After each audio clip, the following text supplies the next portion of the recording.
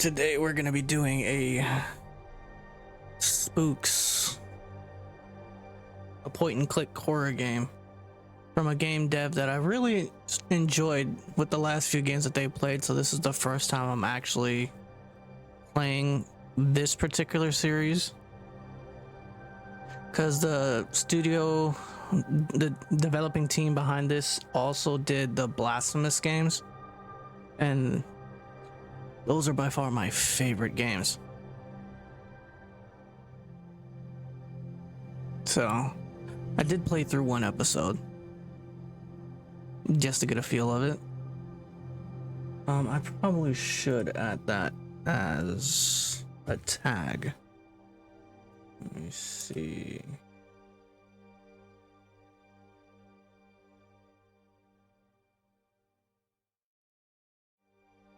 I guess, and that, and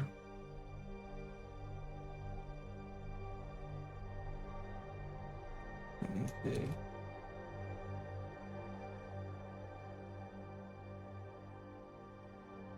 And add a content warning tag. Okay. Like the first instance of this was very jarring. Should I put it in the title as well?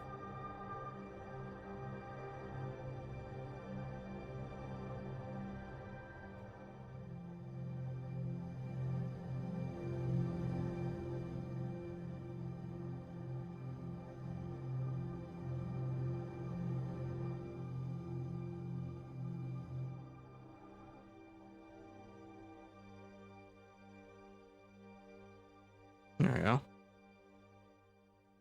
Covering my bases there.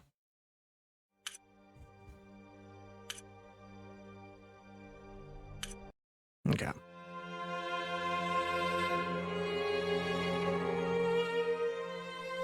After all the things I've seen,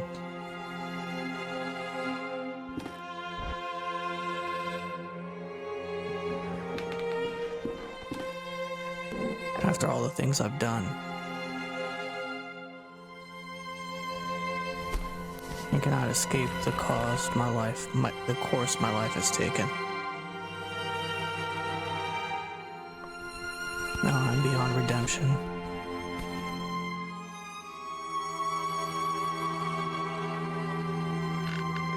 I just hope you can forgive me someday.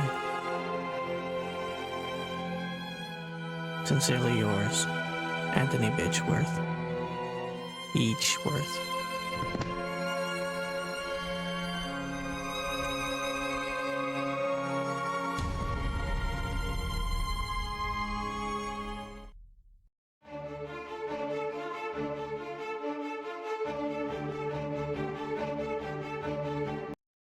Hold on a second. I'm gonna have to turn that off later.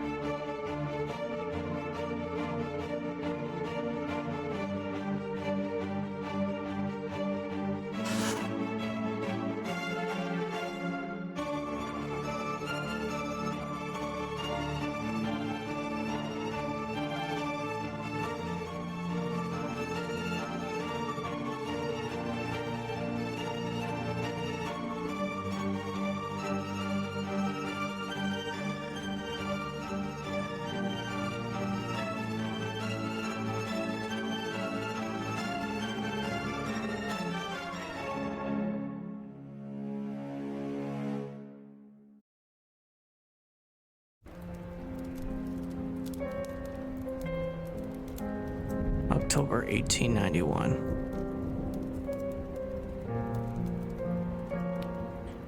Vedete quis sequat.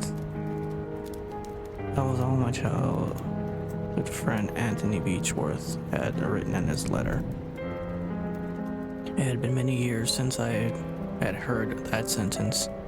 It was a motto from the science and philosophy group that we had secretly run as students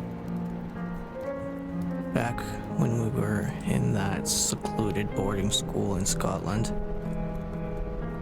But we had left it all behind, a mere childhood memory. That letter was unusual. It could only mean something awful must have happened. something that must remain absolutely secret.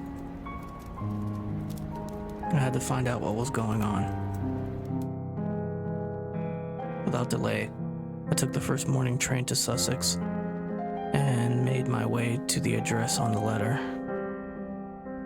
And there it was, the old house of Anthony's family, the Beechworth Manor. I honestly don't know if I'm saying that name correctly. I hope somebody corrects me later on.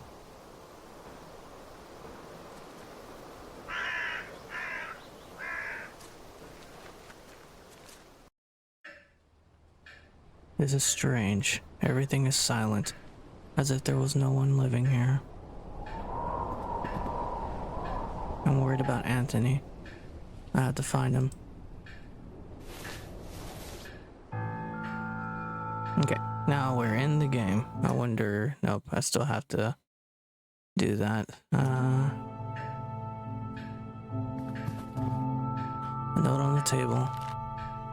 Dear Mr. Beechworth, due to the recent events, the situation has become unbearable for us, and much to our regret, we have no choice but to leave. We will remain forever grateful for all those years in your service. God bless you, Mr. and Mrs. Beaver. This is Anthony. The years have not been kind to him.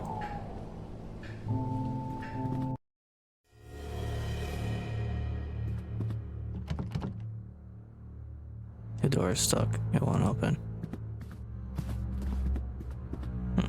It's too dark. I can't go any further.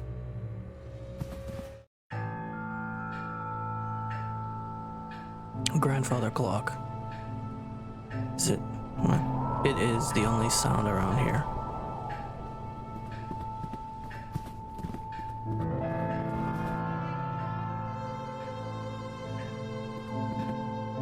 A machine that plays recorded music. I did not know that Anthony had such enthusiasts. I did not know that Anthony was such an enthusiast of new inventions. A cabinet with glasses, some liquor bottles, and there's a matchbook. His matches could come in useful. A fireplace that looks like it hasn't been lit. It looks like it hasn't been cleaned in a long time. That large window is wide open, letting the cold dust air and dusk.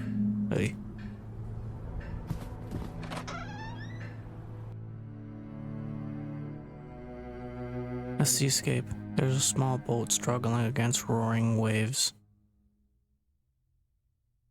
A rainy mountain landscape.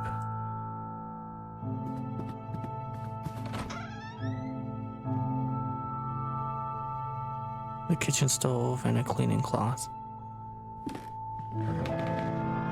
This might come in handy. Plates and pans. Plates and some day-sold leftovers. Ugh.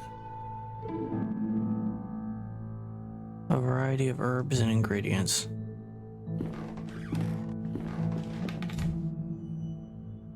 I have unlatched the door. Murderer crows is eating eagerly.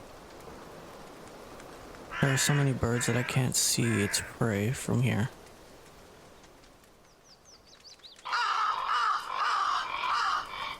The crows are too vicious.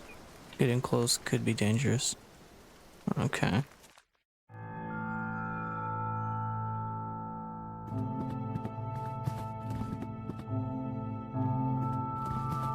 The painting is crooked.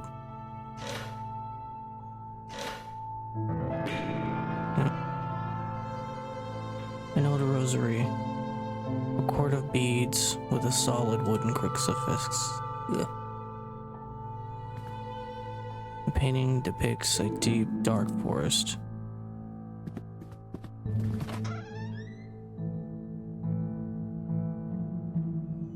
A wash basin and some toiletries. a lamp on the way.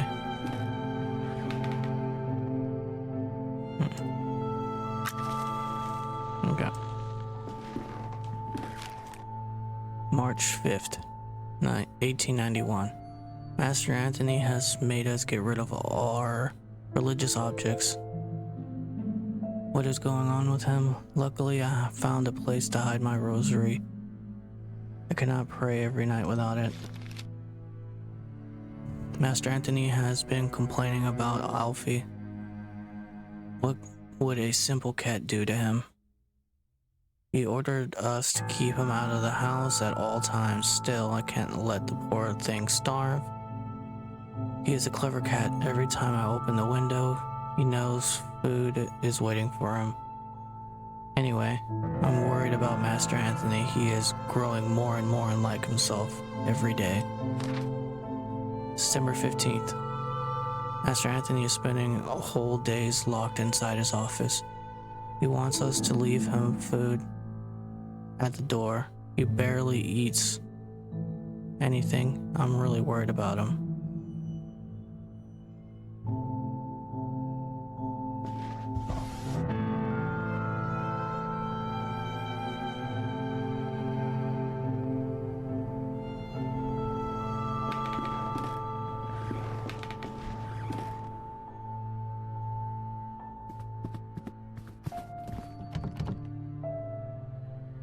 The door is locked. I should try to find a key to open it. A small plant brings life to this place.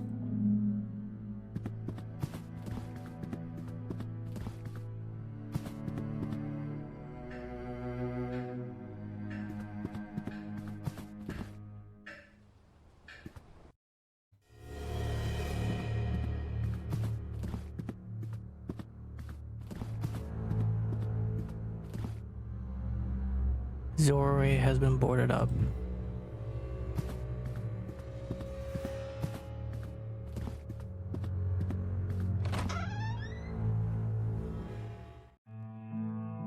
Silver key.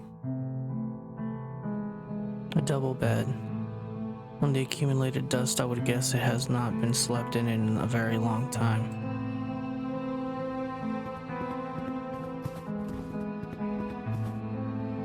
Small photographs and old daguerreotypes, mostly family portraits. The window leads to the balcony shared with the adjacent room.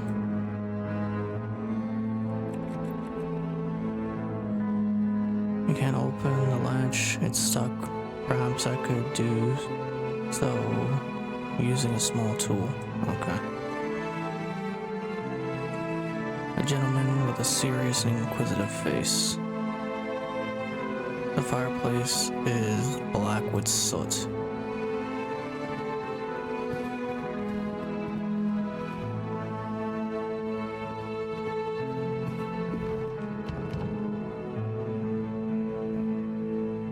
It is locked from the inside.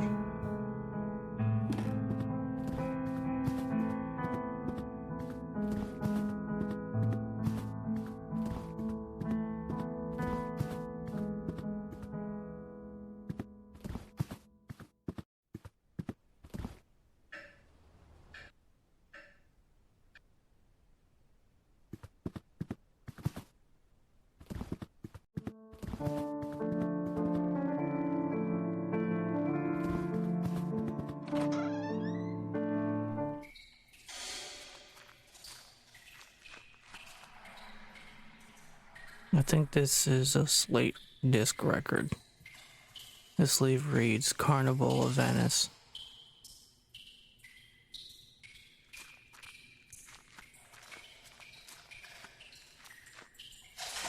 A slightly rusted iron crowbar. A pile of firewood, twigs, and chunks of dried bark.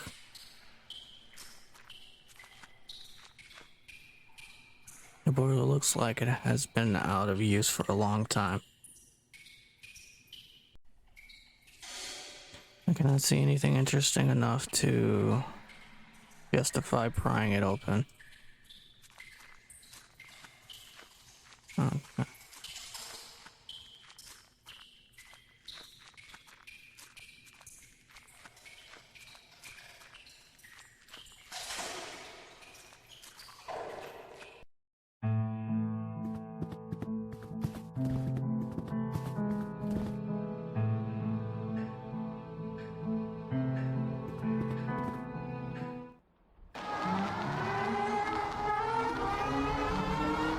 It must be broken. I don't know how to make it stop.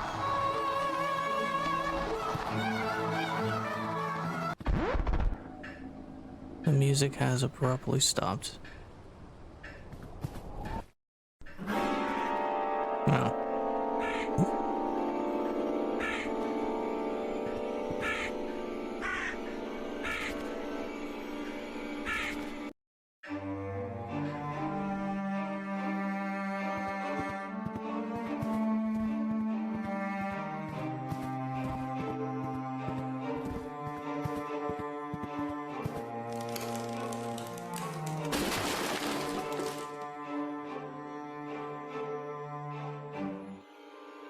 My God, what has happened here?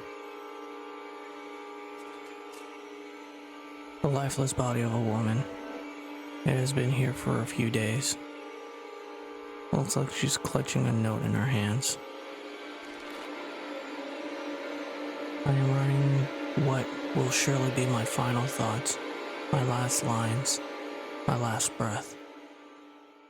I do not know what kind of dark power has turned my husband into what he is now, a stranger with a look bereft of all sanity, compassion, and human warmth. I do not know what shadow has slowly darkened our lives. I do not know this foreign guest that dwells in our souls. I do not know where it is from, but I am sure it is not from this world. I will meet my brothers and sisters soon. I will be free from this abyss of madness and fear. Soon, I will stop trembling. Simple hairpin. Letter. Dear Margaret, it has been days since Anthony has left his office. I can hear him whispering, angrily, frightfully, and it gets worse at night. Our service left a few days ago. Without their help and company, I'm lost. I can barely walk out of bed, and not even the doctor will come here. After his argument with Anthony, my husband has developed a horrible ability to break anyone's will. I do not know what to do. I do not have any strength left. I wish I could send you this letter, your dear friend, Anna Beechworth.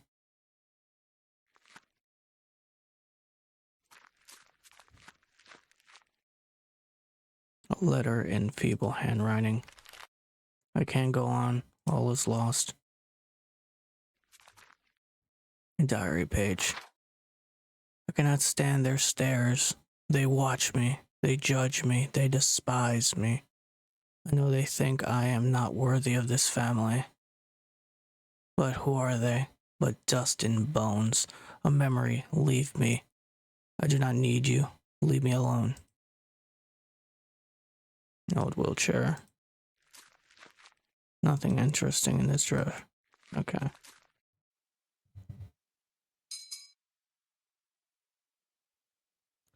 The young Anthony, just like I remember him. She looks like the woman on the bed. She's holding a baby. Could that be Anthony's child? This old man bears a resemblance to Anthony, but his conscience is marred by severe, unsettling gaze. This young woman, not yet in her 20s, stares defiantly back at me. A man with blonde hair. I feel as if I've seen him before. A portrait of Anthony stands beside a mounted cat or lynx. The paint looks fresher around the animal's head.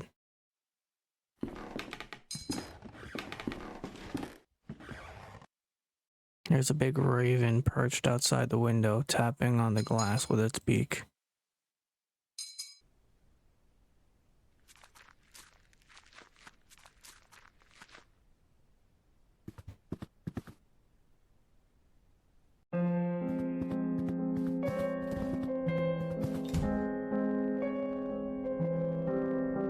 Using the hairpin, I managed to spring the latch with ease. A lynx, mounted and stuffed. This is fine work of taxidermy.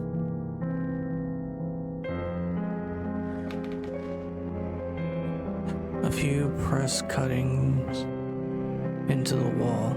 The Illustrated London News, 1887. Judge kills himself under strange circumstances. The Daily Telegraph, 1888. Earl found dead floating in the Thames. The Times, 1889. Famous actor found bled to death in his hotel room. A map of the region of Sussex with the markings drawn on its surface. The remains of chemical experiments. A can of paint thinner. Some sort of chemical product that strongly smells of vinegar.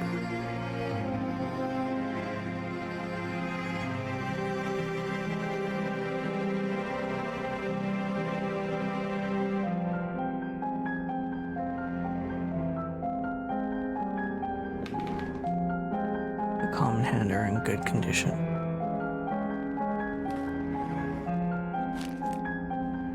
They will not bother me anymore. I'm done with their censorious gazes, their whispers. It is all ready. There's only one thing left to do.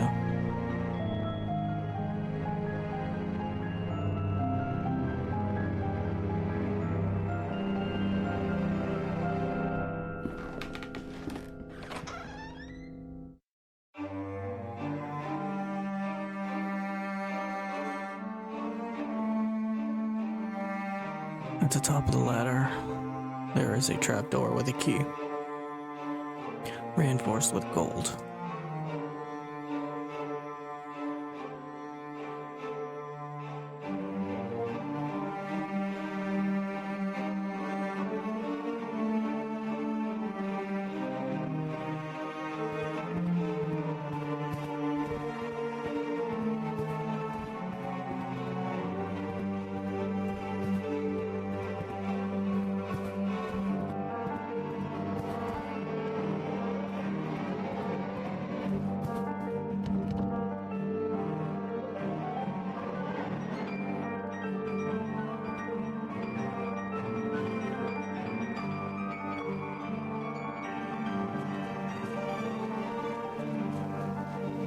A dying crow. Not much life left in it.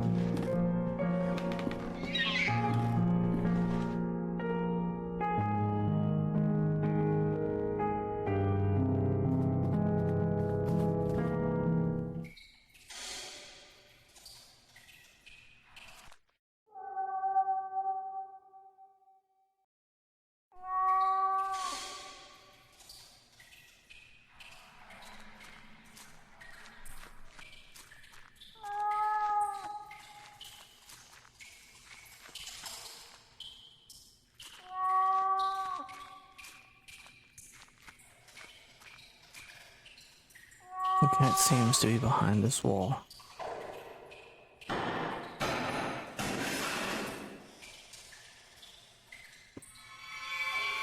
A black cat staring at me. But wait, its eyes are missing.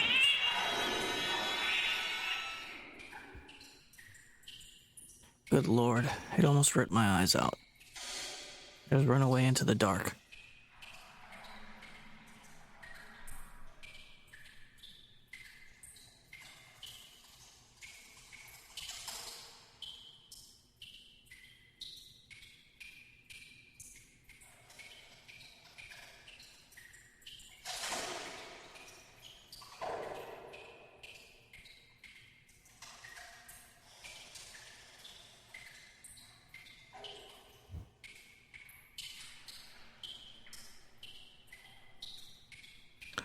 There is an open chest with a dark cloak and a mask and a knife. This knife could be useful.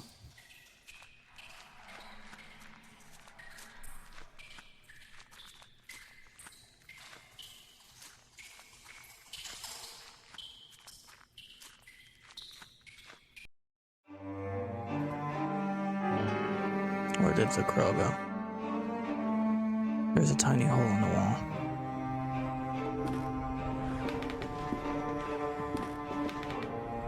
The crow is gone.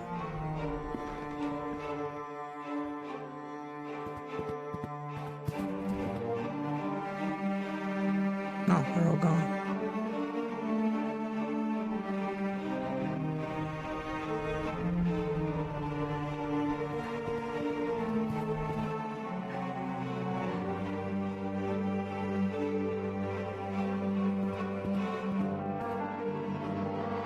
You can't force it open with the knife.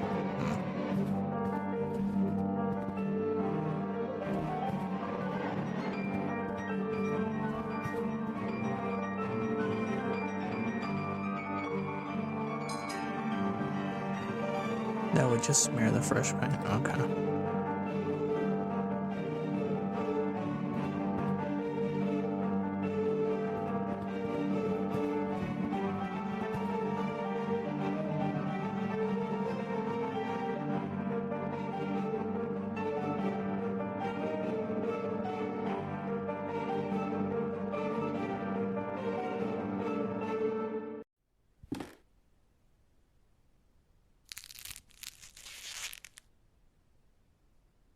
I managed to open the key. Oh.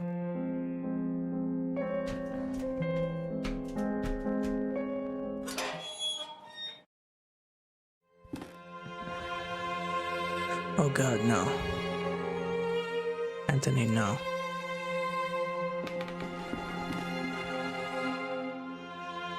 The lifeless body of my dear friend. What madness could have led him to commit such an act? There is something in his pocket. A sealed letter. Dear J. DeWitt, if you're reading this, then I am nothing but a dead body hanging before you. I write to you in my last shreds of ludicity. You are one of my oldest friends. And when I sent you the letter asking you to come here, I did not doubt for one moment that you would. Had you failed me this evening, everything would have been lost. I found myself involved in a series of horrible incidents.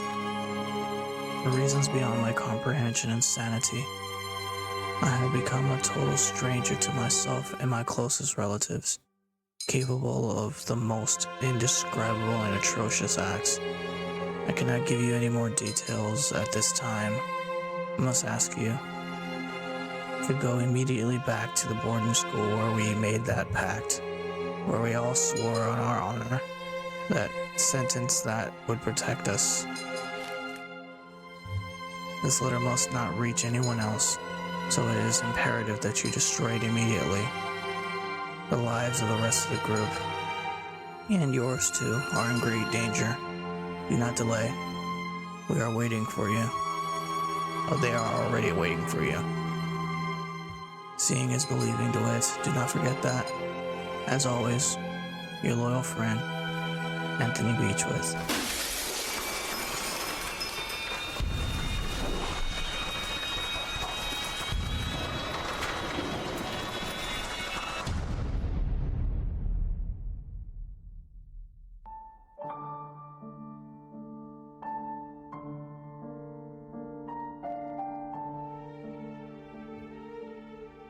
And that was episode 1.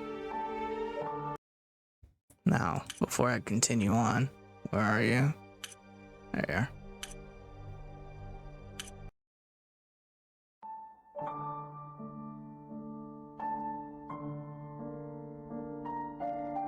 Now onward to episode 2.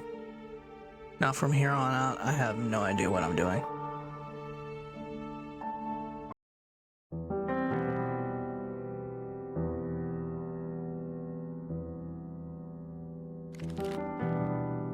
Jimmy DeWitt received a mysterious letter from his childhood friend, Anthony Beechworth. He travels to his friend's manor in Sussex, where he learns of Anthony's descent into madness and the death of his wife, Anna. DeWitt faces the perils of the house and finally finds the dead body of his friend who committed suicide. Anthony's final letter warns DeWitt of an unknown danger and asks him to remember his past by going back to the boarding school they both attended years back. Father in heaven, hallowed be thy name.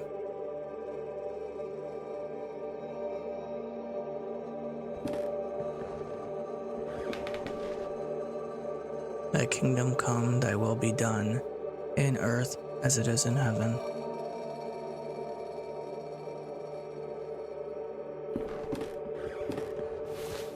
Give us each our daily bread.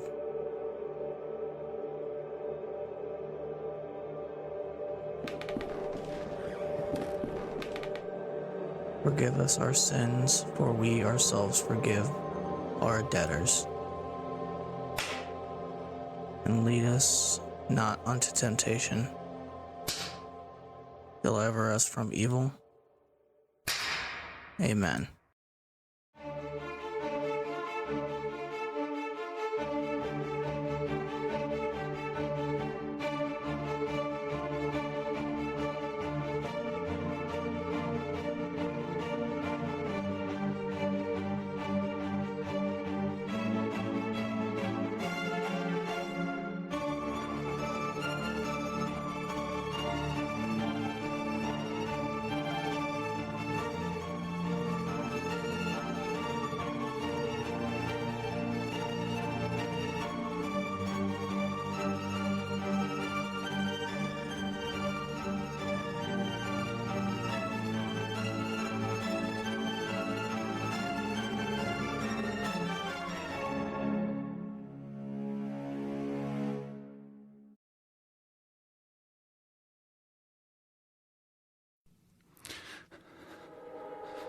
Now tell me, where are you? What do you see?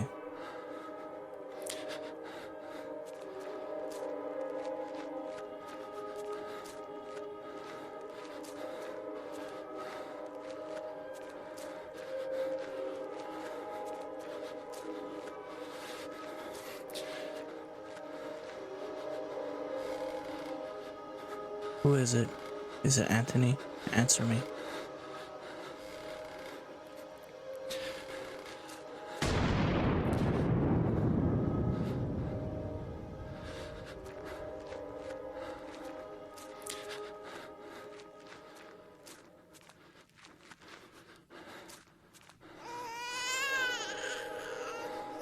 What is she doing?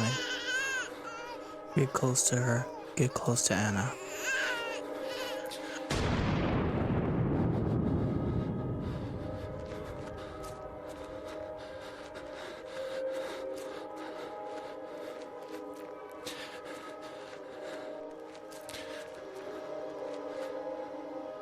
When I count to 3, you'll wake up.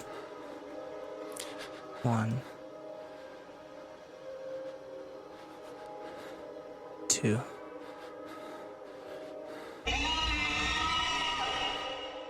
3. Now wake up. Wake up. You can rest now, Mr. DeWitt. That will be all for today. Are these sessions really necessary?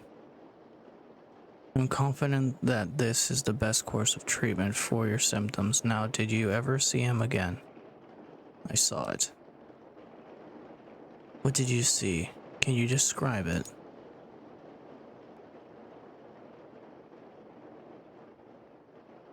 It looked like an eye. It was like an eye, perfectly round and dark, deep and empty, accompanied by the most terrifying pain-filled screams I ever heard. Inside, a complete darkness where an evil dwells deep below. A forgotten fear for human reasoning, but undoubtedly still rests deep down inside our being. In my case, that fear has already awoken. I can understand why you're disturbed, Mr. DeWitt. With your permission, I would like to consult on your case with a colleague of mine, a man I've known for many years who is well versed in modern psychological practices. I think his knowledge and experience would be very helpful in enabling us to understand your condition. If you think it would help, Doc, I leave it in your hands. The agony grows increasingly unbearable, and if you believe this man can help, then I welcome his aid. Dr. Wakefield, I bid you good evening.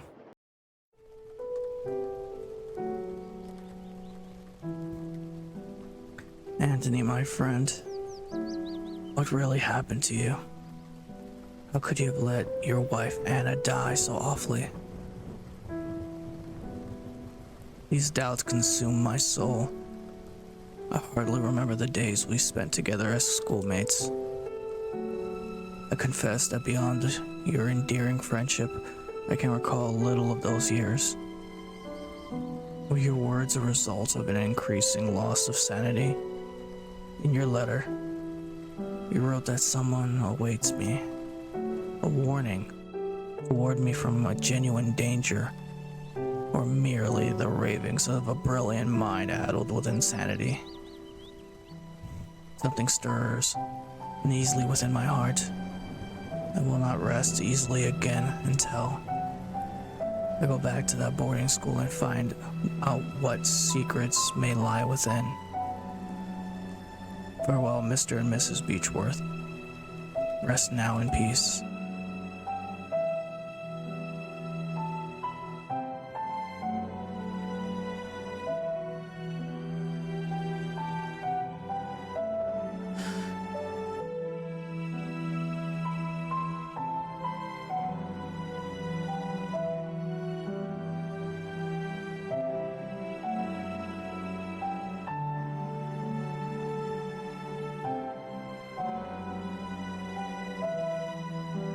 Memories.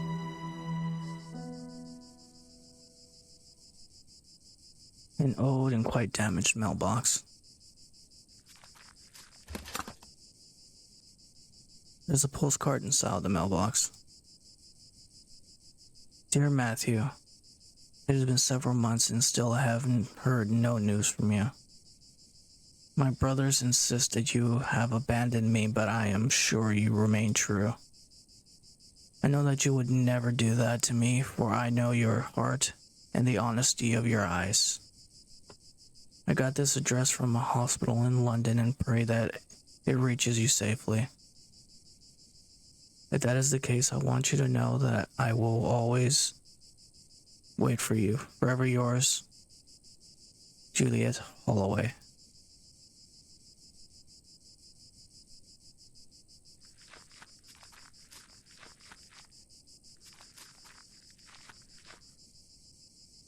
The angel Gabriel, the school's emblem. I remember it being very pristine, but it looks neglected and dirty now. The stone eagle lies on the floor. It appears to have broken off the fountain.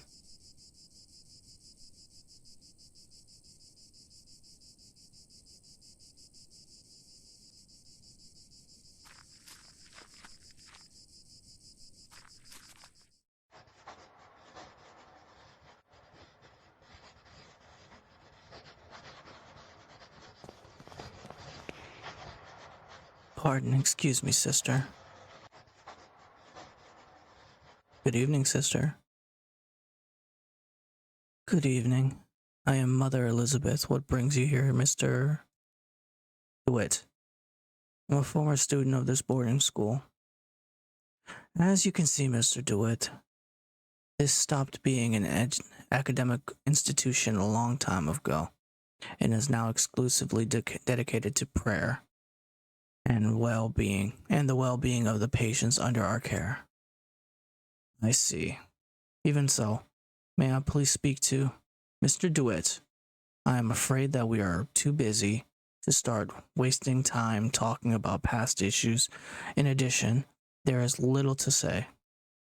We sisters arrived after the boarding school had closed down. Everybody but Monsieur, of course. Monsieur. Exactly. But you didn't answer my question. Why have you come to this place, Mr. DeWitt? It'll be good for me to appreciate the passage of time. This place will help me remember. I prefer not to talk about it. This place will help me remember my past. If you have memory problems, I recommend you to visit a doctor immediately. Don't waste your time here. I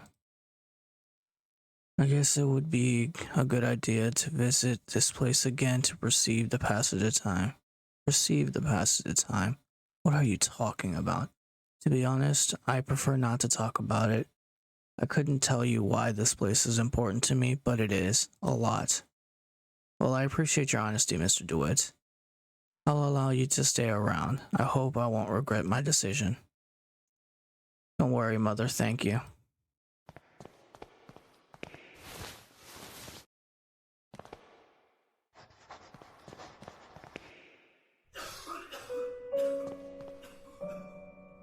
Among the baggages, I can see a packet of letters bound by twine. I'd ask you not to touch my belongings, please. You're not aware of who you're talking to. I'm sorry. Doctor. I'm sorry, I'm not a doctor. Pay him no mind. He has been delirious for some days. I am Mary Venge, and this is my brother Matthew. Juliet, why have you left me? Why don't you answer my letters? My letters. You see, the poor man is still obsessed with his fiancée. He won't accept that she left him months ago. My poor Matthew. I'm very sorry, Miss Venge. I hope he recovers. Thank you. Postcard. Mr. Venge, I think this letter is addressed to you. Oh, thank you. Leave it with me. If you'd be so kind as you can see, my brother is too weak to read it. Well, Matthew, let's see who has written to you. Oh, it's a letter from my mother. Dear Matthew, I hope you're recovering. I wish that your beloved sister and you come back home soon.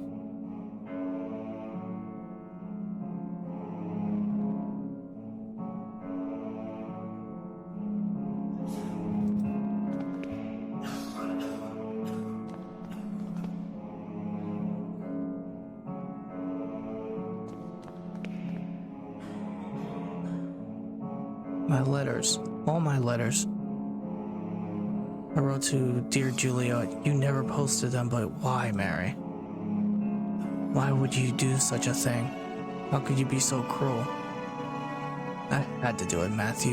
You refused to see how inappropriate a match she is for you. Her only interest in marrying someone of your status of our family status. It was for your sake I did this. I did this to protect you from that woman's treachery. No, you only thought of yourself, of your vanity. I can't bear to look upon you anymore, Mary. Leave me be. From this day forth, you are no sister of mine. You dare banish me? I, who have stayed by your side all through your illness? Very well, Matthew. You will have your way. I will leave you, and then you will see how very alone you are. Farewell, brother. Thanks to the Lord that you have come to reveal my sister's cruelty, sir. Please take this coin as a token of my appreciation. It is my lucky coin, though I hope it serves better than it has for myself.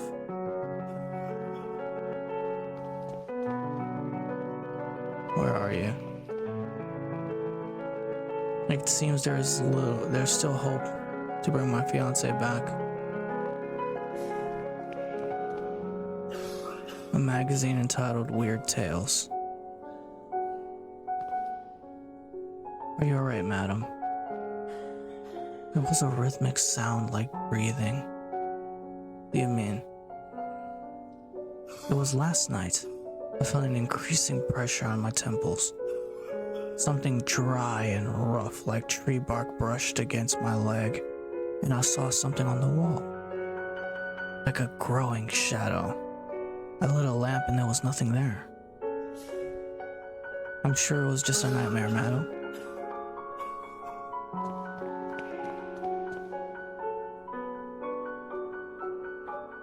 He is quite a pale young boy. He's asleep.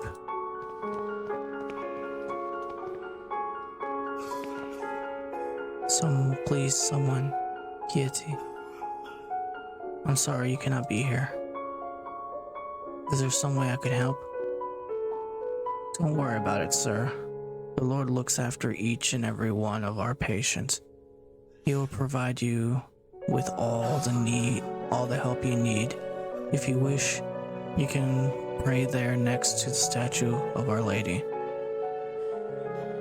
Don't you think she is beautiful? The Virgin listens to those in need. The gloomy statue of the Virgin Mary makes this place even more mournful, if that is possible. Picture of the Virgin Mary gazing at you, supposedly to portray a sympathy and compassion for you. However, it seems to look more pained and sorrowful here.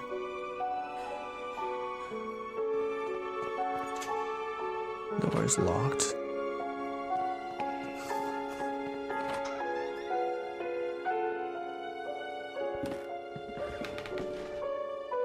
I remember that we used to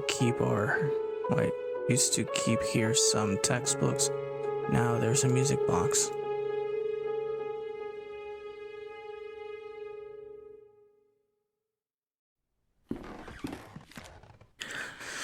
Dear brother, I have received your letter, and I'll try to write you more frequently.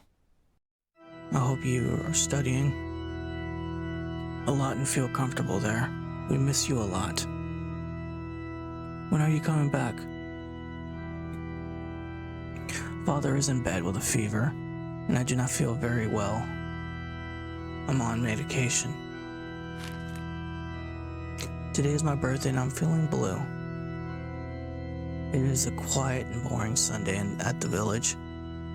Mom is gonna cook a lemon cake like Grandma used to make. I wish we could eat it together. Right back soon. I'm looking forward to knowing all you are doing, what you are learning, and how is Scotland, and so on. A big hug. I think about you a lot. Your dear sister.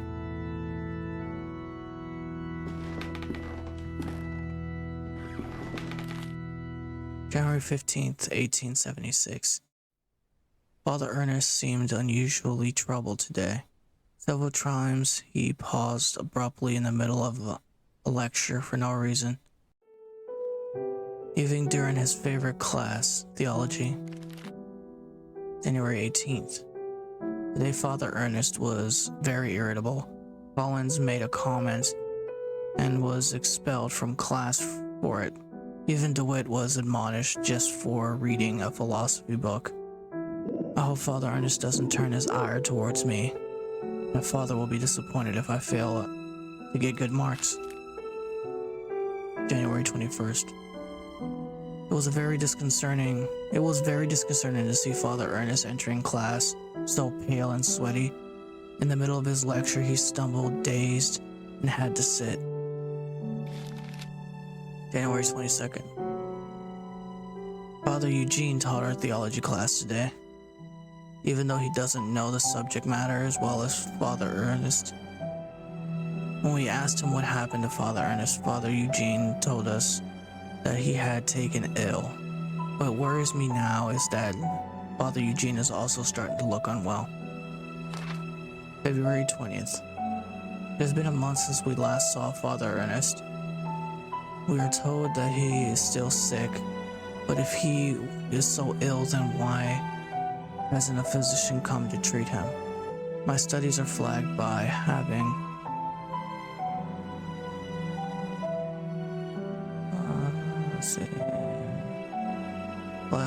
studies are flagging, but I have taken it on myself to read on my own. I hope it helps, as I must succeed in spite of the problems happening around us. February 23rd. It was announced this morning that the school is too close. None of us is too close. None of us know why. We cannot get a straight answer from the faculty. They each dodged the question, and I am starting to think they might not know the answer themselves. Their anxiety is palpable, though they try to hide it behind the calm face. But what about Father Ernest? I hear he alone is to remain after we vacate the premises. There was a picture in the diary. It's a photograph of my graduating class. I see myself, Father Ernest, Anthony. I do not remember the faces of the others. One face is completely scratched out.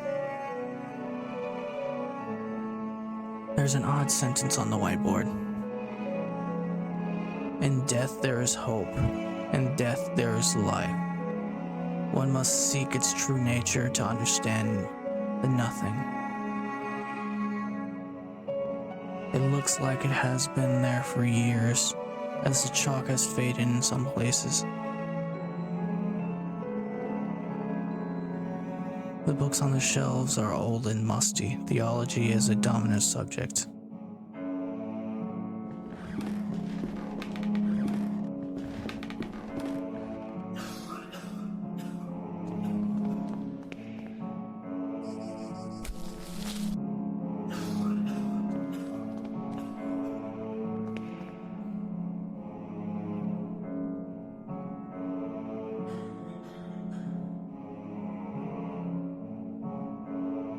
Okay, so she just repeated what she already said. Okay. A locked wooden coffin, badly finished. It seems that whatever made it was a bit rushed to finish. Whoever made it was picked.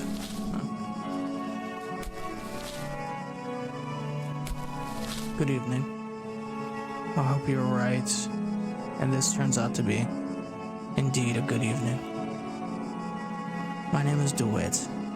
Did you not know there was a graveyard here? My pleasure, Mr. DeWitt. I am Frank Baldwin. Do not ask me why, but Miss New specifically ordered to bury the corpses here.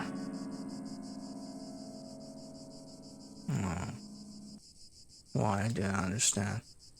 Did you order to bury corpses here? Why? I did not understand. What is there to understand, Mr. DeWitt? God has forsaken this place. Excuse the interruption, Mr. Baldwin. I'll leave you with your work. Have a nice evening. small group of graves haphazardly arranged.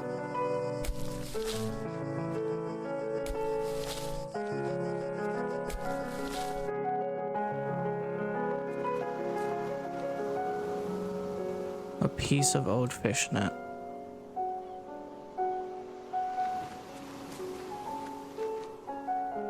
Many years adrift have perfectly smoothed some flotsam into a small log.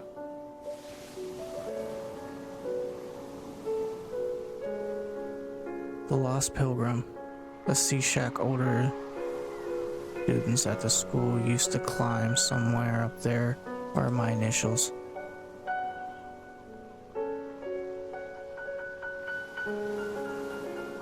I could damage the home.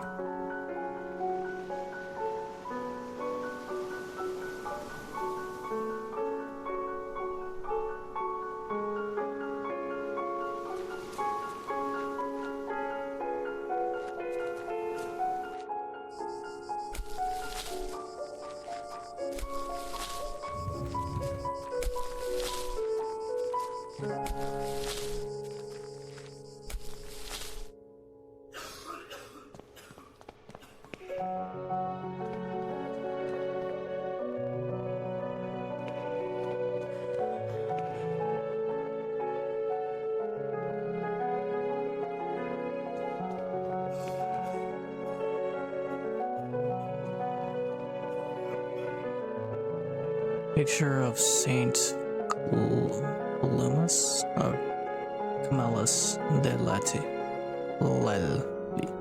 patron saint of the Saint hospitals and nurses. He seems to have forsaken this place.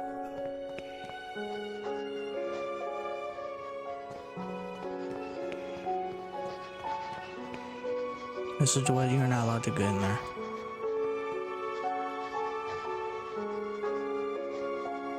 The painting holds a visage of judgment, but yet compassion.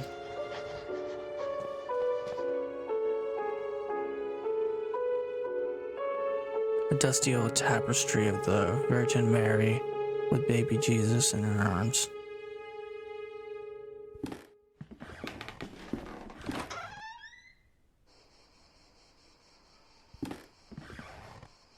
A syringe next to a flask labeled that reads morphine.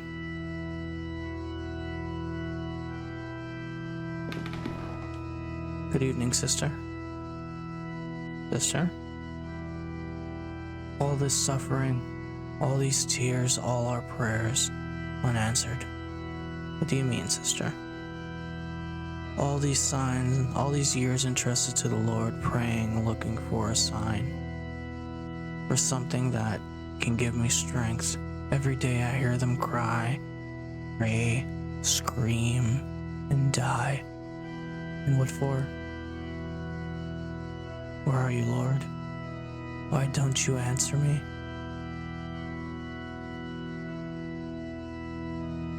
The Lord works in mysterious ways. Certainly, yes. But I don't ask for much. Just something to go on, a path to follow. I can't go on. Not like this. Excuse me, sir.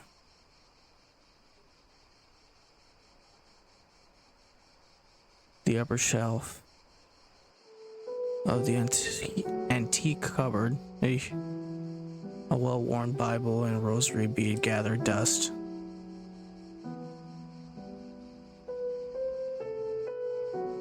A humble bed where the nuns sleep.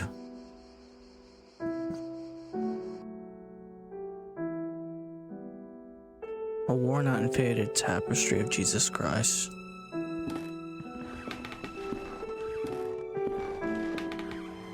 Another tapestry, though I remember from my school days, the student dormitory was here.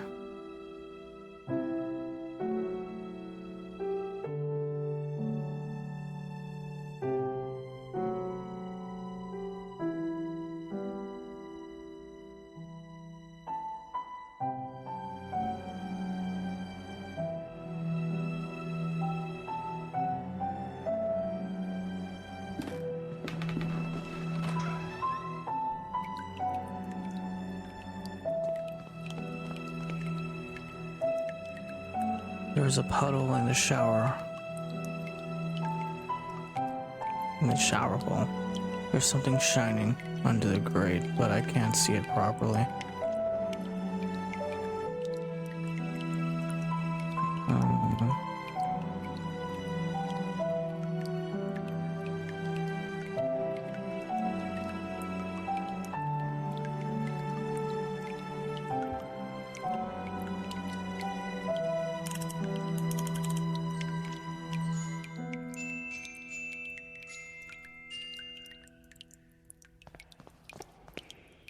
A broken mirror. There's some protruding pieces. Just a couple of old towels.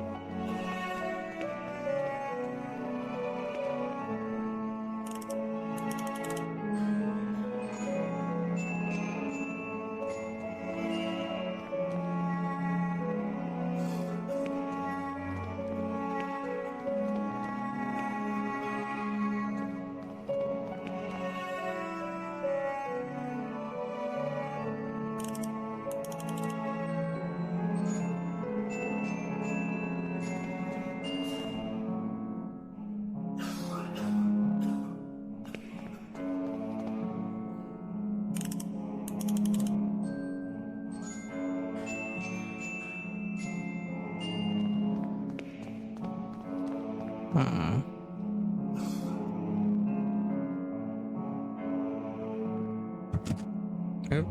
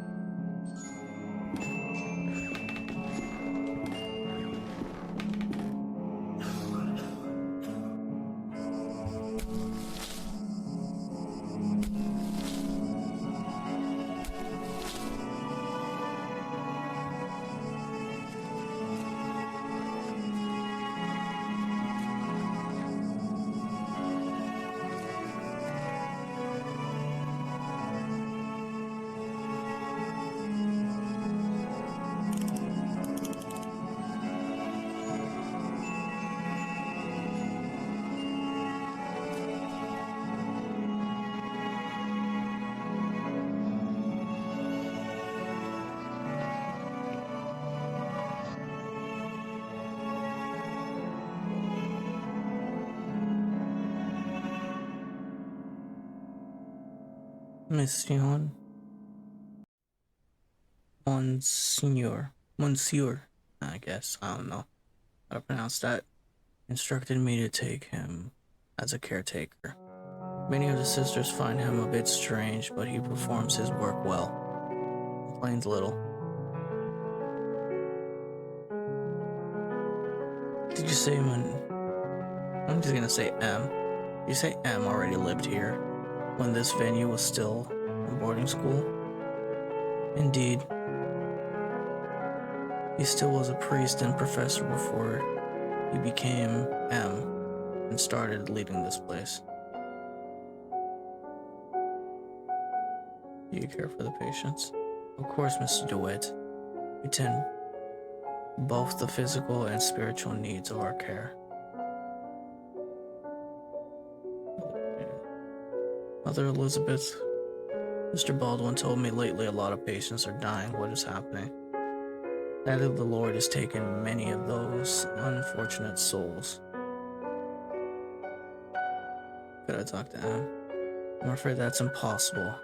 Em has left strict instructions not to disturb, not even any of the sisters. Thank you, Mother. I'll leave you to your duties.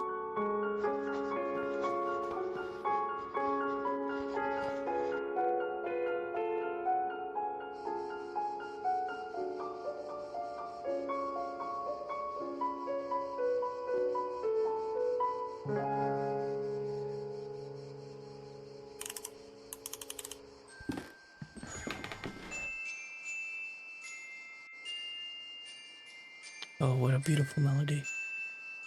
It reminds me of my youth, when I was vibrant and full of purpose.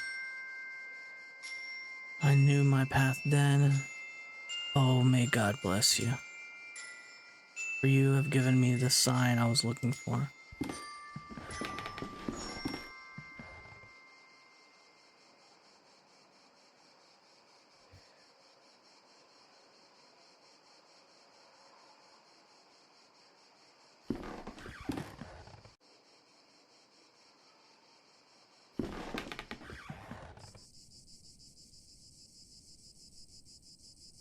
There's a lot of dry leaves have accumulated.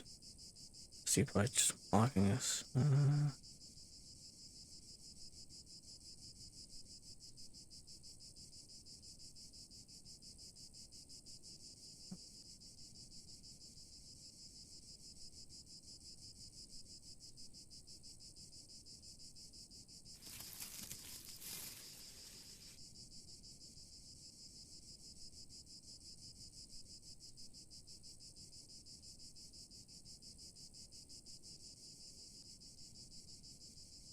Too shotgun.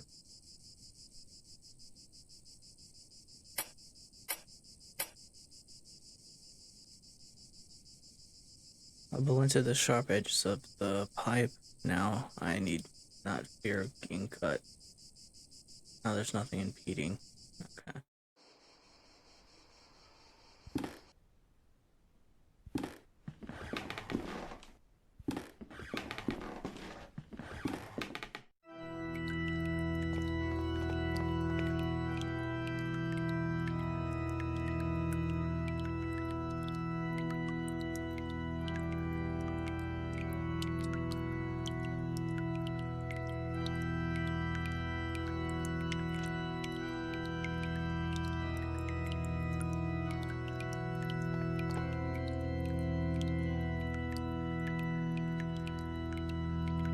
If I open the tab, the shiny object could be carried away by the flowing stream.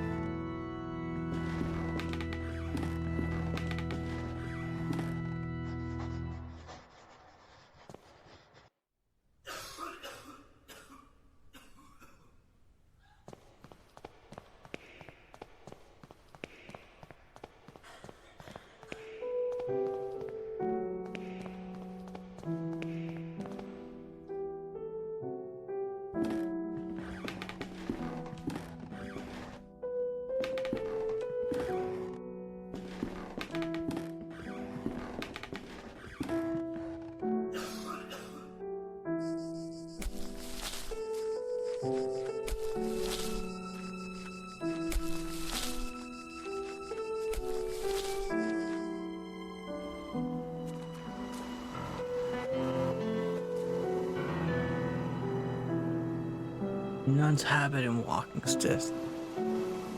There's no doubt. These no doubt belong to the nun I spoke with by the window. Where could she have gone?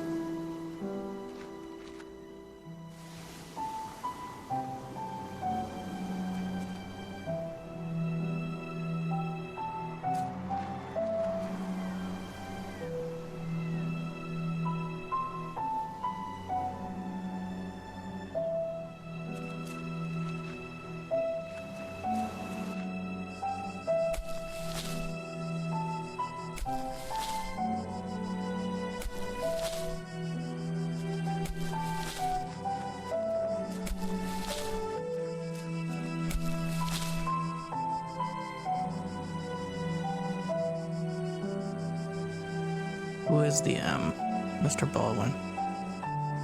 Can't rightly say. All these years I've never seen that man. Who knows? Maybe he does not even exist. But Mother Elizabeth told me that and specifically requested your hiring by letter. I am flattered by my reputation. Flattered my reputation precedes me, but I still cannot tell you anything else about the man. Okay.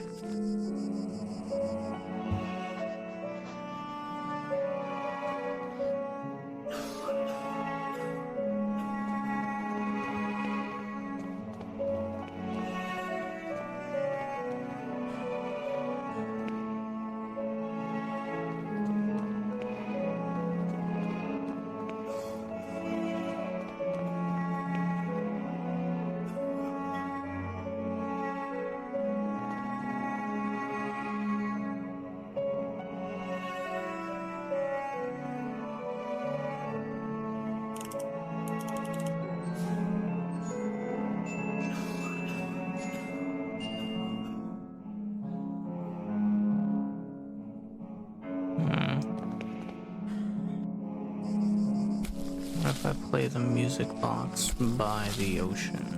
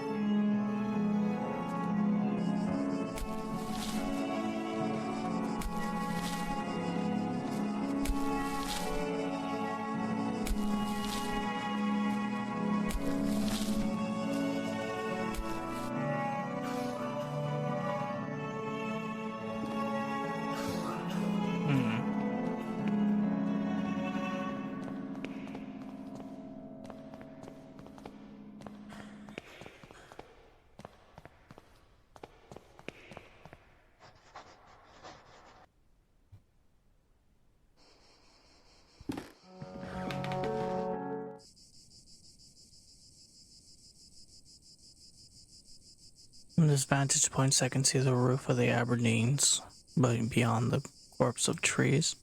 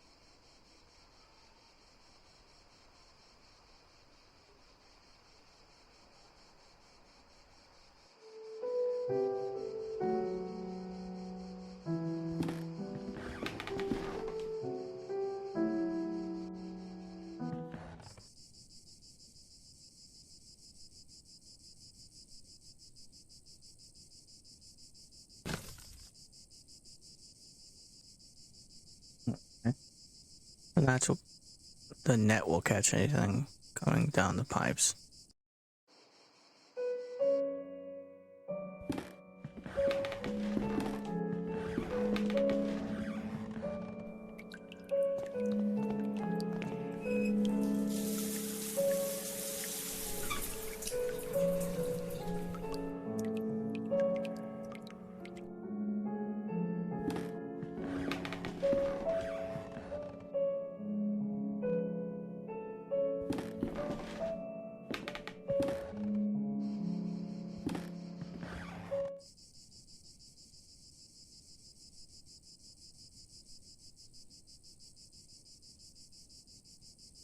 A teardrop.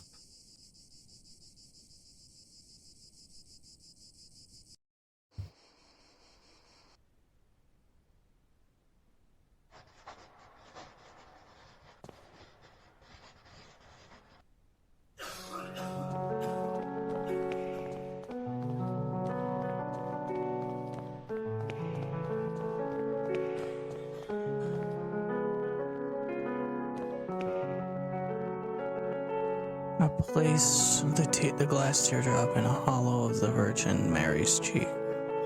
It fits perfectly. Only to make it shine.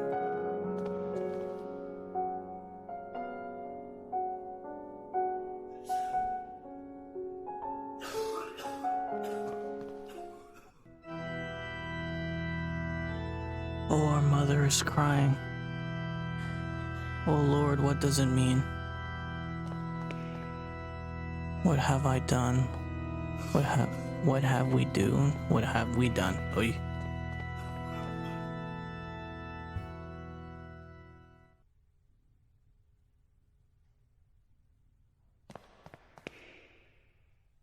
You must help me. What can I do? There is little time. I tell them about my pain. I describe the unbearable and endless pain, yet they do not listen. They pass me by without even looking at me. They say they are praying for me, but it does not cure my ailment.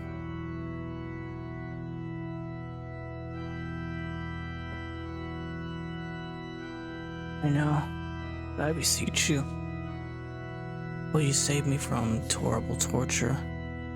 I would be eternally indebted to you. Well, however difficult it may be. I understand your request is terribly hard for me. I guess I could find the courage to help you. I understand the magnitude of what I'm asking. God bless you, sir. I do not know how to show my gratitude. What I need you to do without the nuns noticing, take a great amount of morphine even so that I can be embraced by the deepest of dreams, in that way stop the rhythm of my heart.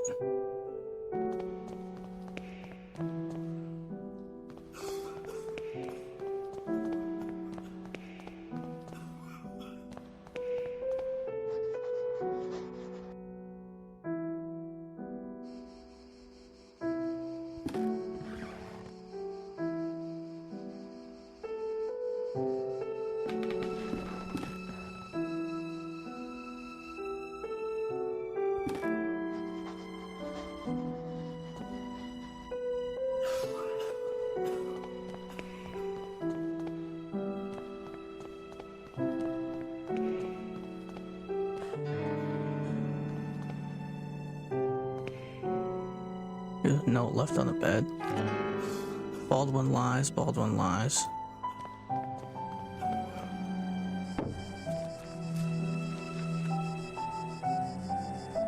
Noises coming from inside the coffin. What in heavens? The wood is too soft.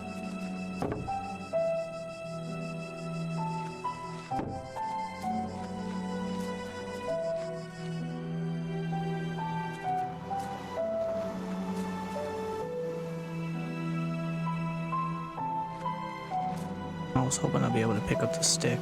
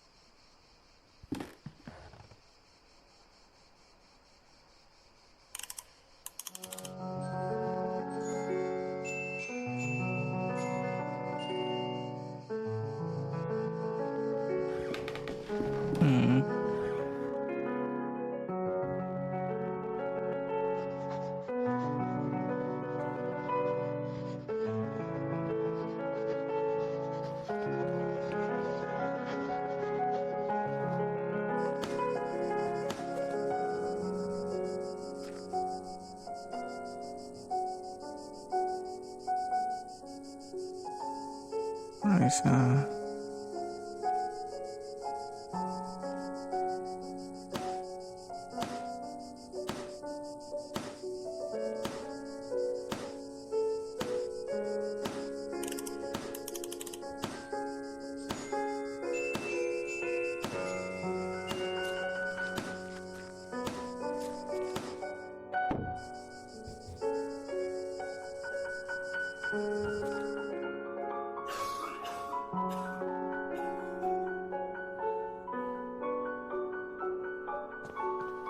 distract them. How?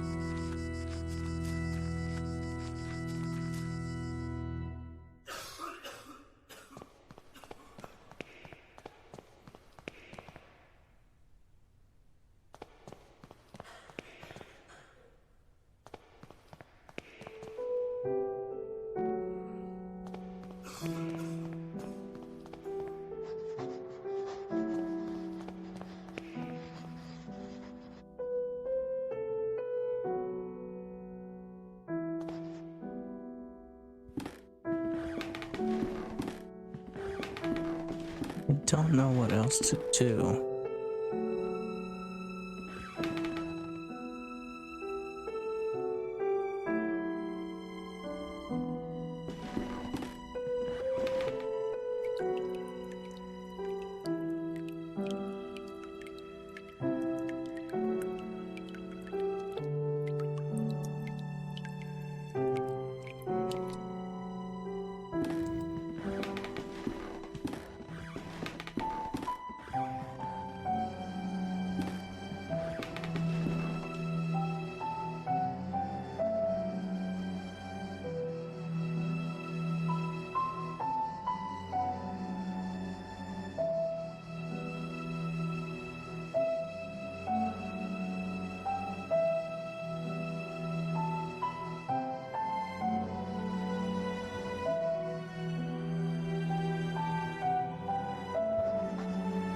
Hmm.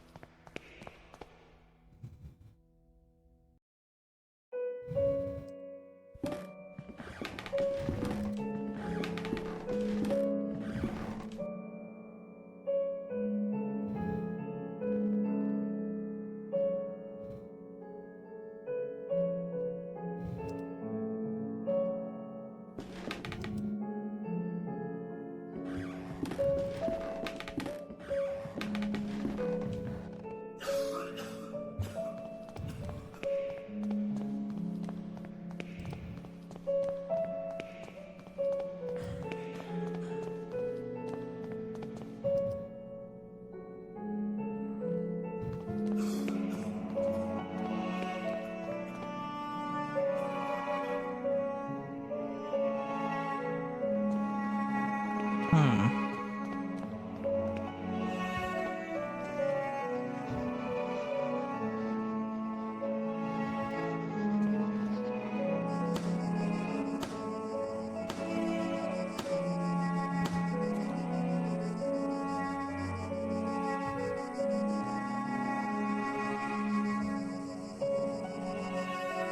She is pretty strict, I can tell you that much, Mr. DeWitt. Do not think she likes me very much either. Well, the construction of this building was ordered by an Episcopal bishop in Aberdeen in 1805. Tell me about Aberdeen. It was the place where I was born and raised, one of the biggest cities in Scotland.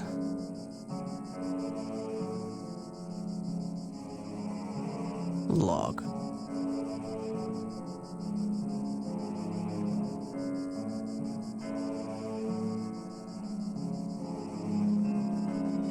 I glitched the game out. Oh no, the game's got glitched.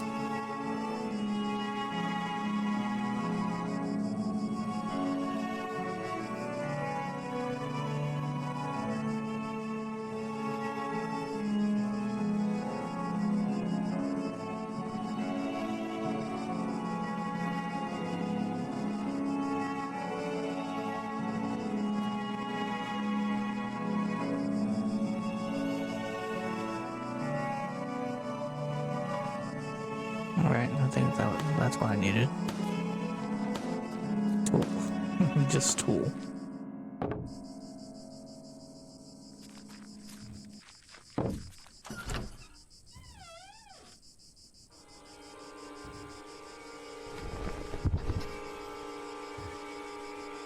The darkness of his eyes. He looks petrified. He has a look of sheer terror in his eyes. Oh my god, what has happened to you? Talk to me. Trying to make him come to his senses.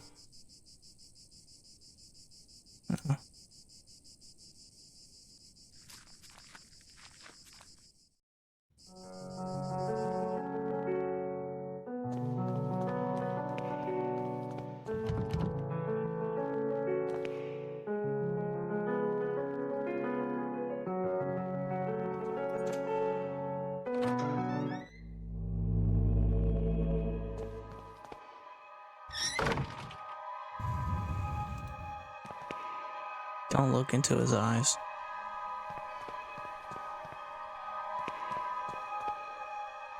Because the deepest darkness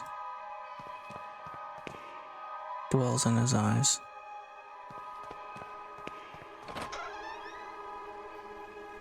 Come in, my son. Did you think you could hide these books from me? They are just classic philosophy books, Father. Plato and Aristotle.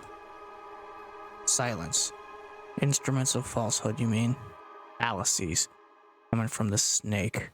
Now, son, get on your knees and raise your arms. Apologize to the Lord. Pray to the Lord. Malum in C.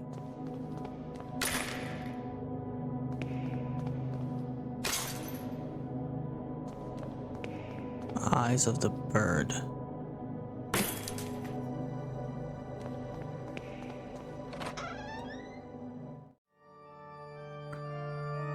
Lord, your eyes burn me. I do not deserve mercy nor forgiveness, O Lord. Have mercy on my soul. Who are you sending me? Is death to whom you are handing me over? Has my hourglass run out of sand? Father Ernest. Ernest. It has been many years since I last heard that name.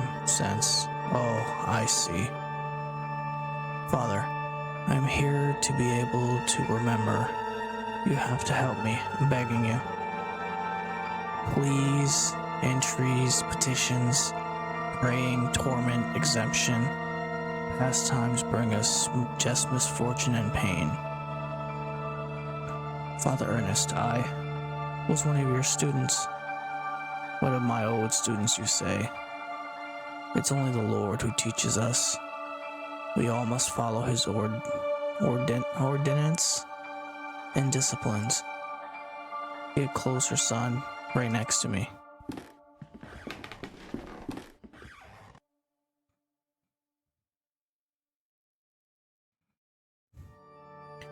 He has a large burn covering his eyes. He's completely blind.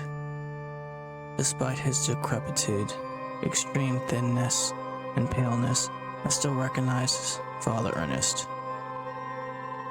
But he seems far away, like in another world. Log. The makeshift altar is coated in a dense layer of wax. The candles have almost burnt out. Only barely illuminate the room.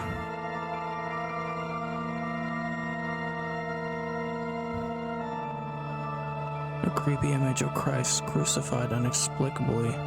It has dark clothes covering his head.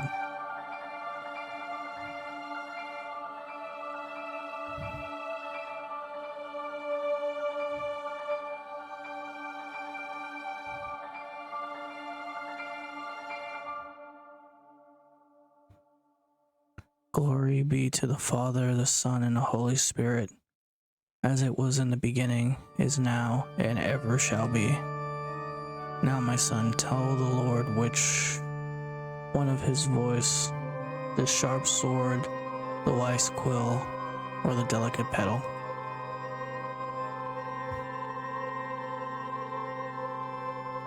Oh, wise quill, right? Oh no, you're enveloped by sin.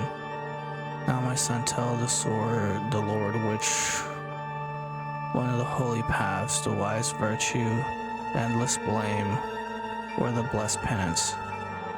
Penitent one. What? Tell the Lord whose faceless pilgrim gated us, the lost seaman. Yes, that's it, my son. We have all lost in an endless ocean of sin and blame. Now leave me alone. I have to purify my soul.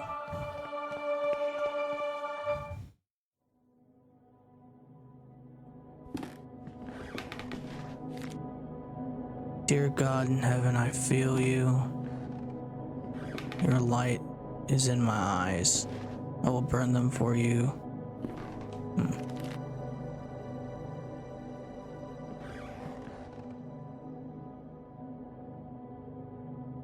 I know you're there. You didn't hear me. I said get out of my room.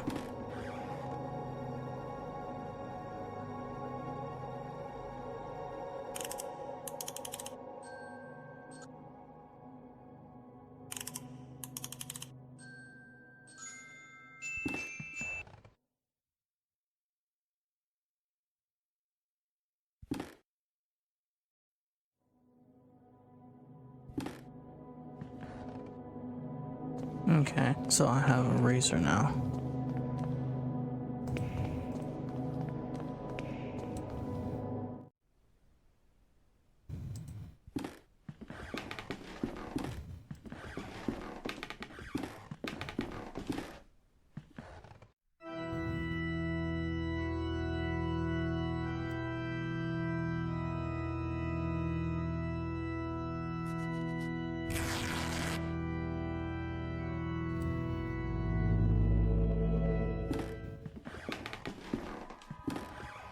And finally, our expert in philosophy, Jeremiah, do it. It's been saying Jeremy this whole time. Shows up. Where were you, my friend? We have been looking for you. Well, as I was saying, tonight is the perfect moment for our next meeting. But I suspect that someone outside our group is secretly surveilling us. Who is it, Anthony? My dear friend, it is Professor Glenn. You mean Father Ernest? Certainly. No doubt about it. Therefore, dear colleagues, I have decided to change the venue for tonight's meeting. Have you noticed the lounge behind the small door of the classroom? I have believed convenient. To borrow the keys for our necessities, you already know. At 12 o'clock, you will find the door open, and I'll be inside the lounge. That is it, my dear colleagues. Videte ne quasiat.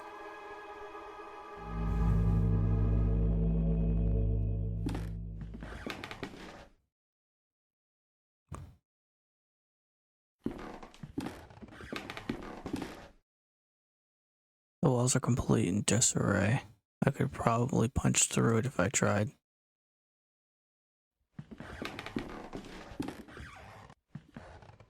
I remember that this is the bed where I used to sleep when I was a student here.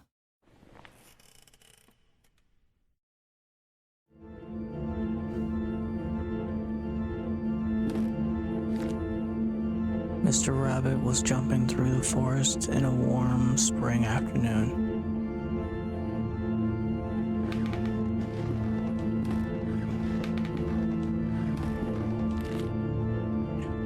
When going through a bush, Mr. Rabbit ran into Mr. Wolf, Mr. Vulture, and Mrs. Snake, who were having a heated argument.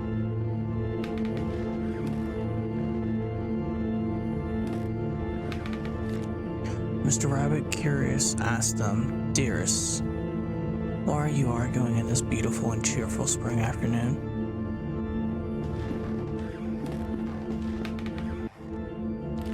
Mr. Wolf answered politely, "What we are trying to decide here is who of us will have the pleasure to eat you up."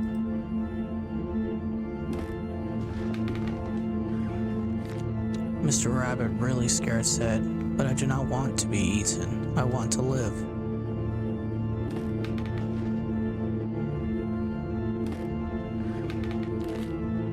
To which Mrs. Snake answered, smiling, "It is impossible to happen, Mr. Rabbit, since we all, both you and us, are going to die sooner or later, don't you think?"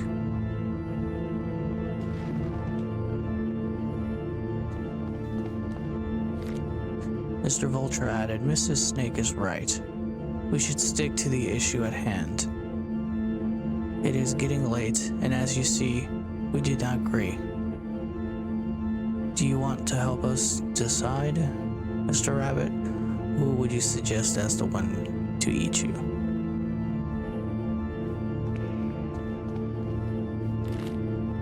After thinking about it for a while, Mr. Rabbit came up with an idea and carefully said, I got it. Why not organize a race? The first who arrives to the forest clearing will have the privilege to eat me. No doubt Mr. Wolf can run at high speed, but Mr. Vulture can go flying and avoid any obstacles. And I'm sure that Mrs. Snake knows all the shortcuts within the forest. What do you think?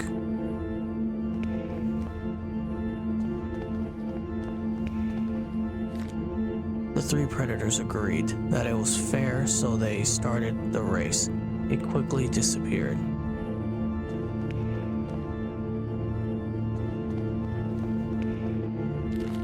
Mr. Rabbit, happy to trick them, started running at high speed in the opposite direction of the predators, who, eager to prove their worth, didn't realize the trick.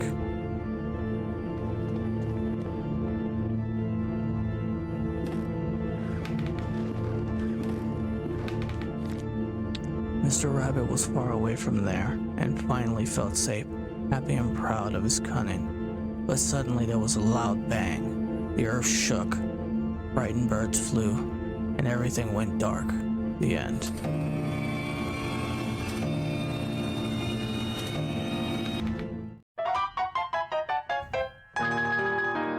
An invisible love, or impossible love. There is something I kept to myself for a long time. And the thing is that I love you. I have always loved you. Since the first time I saw you, since the first time I felt your frozen hands. Each time I move away from you, I miss your glassy, empty, dead eyes. I miss your rough hair, your gray skin, your stench. But our love our love just cannot be. It is an impossible love. The end.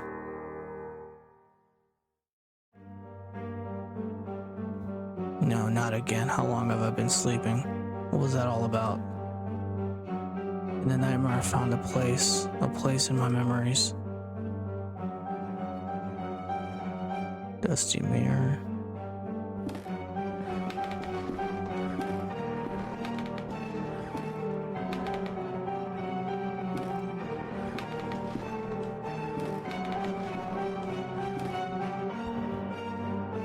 Well, according to the memory, it said go to the classroom.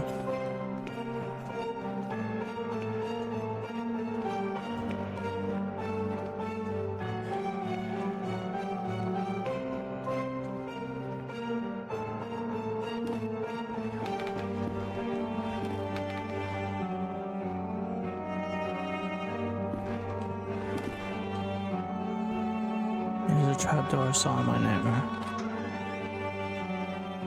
From here sprouts a horrible stench. There's something down there.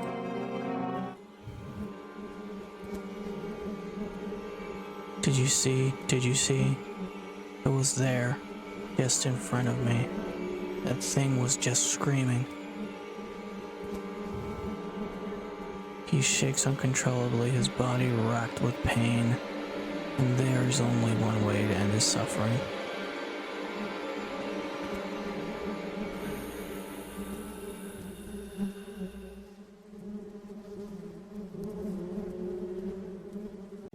Rest in peace. The decayed corpse of a young woman. It seems as if she had been devoured by an animal. Stretchers used to carry the corpses here. Who is behind all this?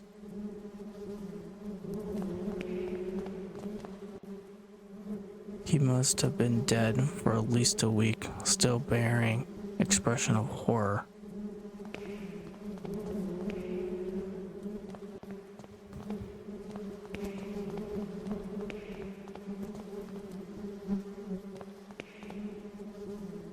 all splattered with dried blood.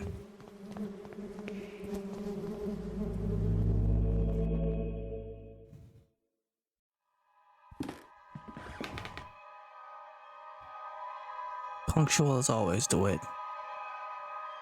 All that remains is to introduce our guest. You may come in now, Professor. Father Ernest, do not worry, my friends. My friend, I invited him to join us this evening. The professor genuinely shares our curiosity, and who better to complete our group than one of the most renowned theologians. Moreover, we mustn't ban those who are willing to explore the beyond the veil. The moment we have long awaited has arrived. Please, all of you, take a seat. We shall begin the procedure. Soon shall the door be open, and then may we finally see what lies beyond. Now I ask that you close your eyes. You will feel a momentary prick as I inject you with the serum.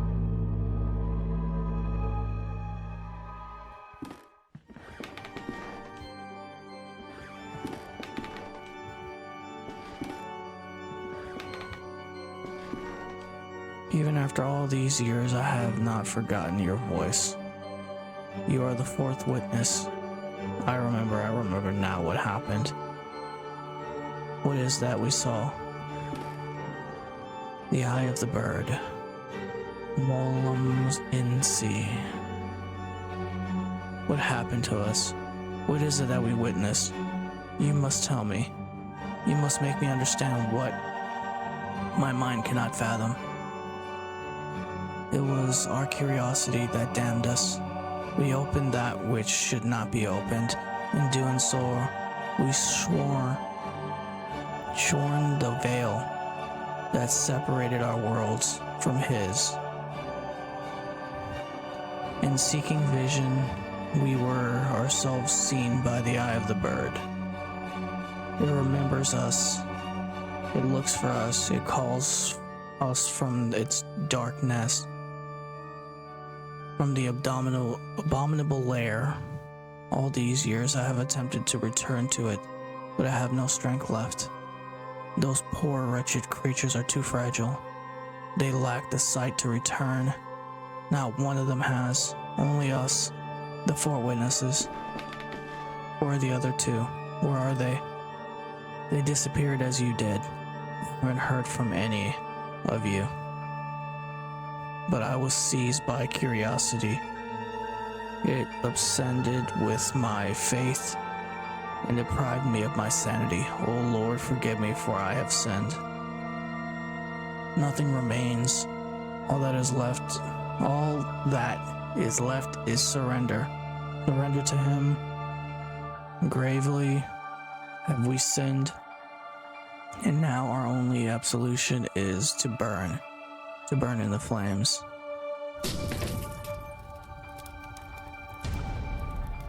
Malum in seeing.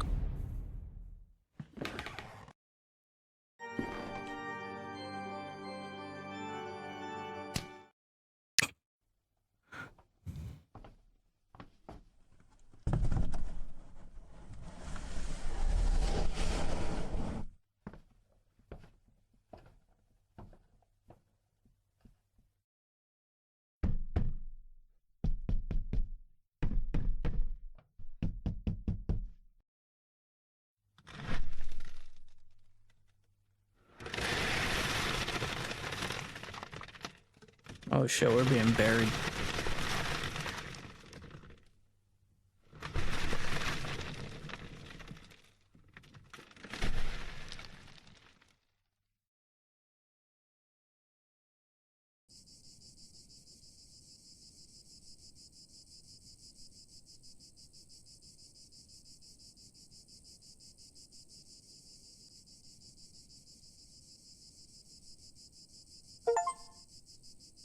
And with that, we're done with episode 2. I think I'm going to call it there. It is a little late for me. So, I hope everybody has a lovely one.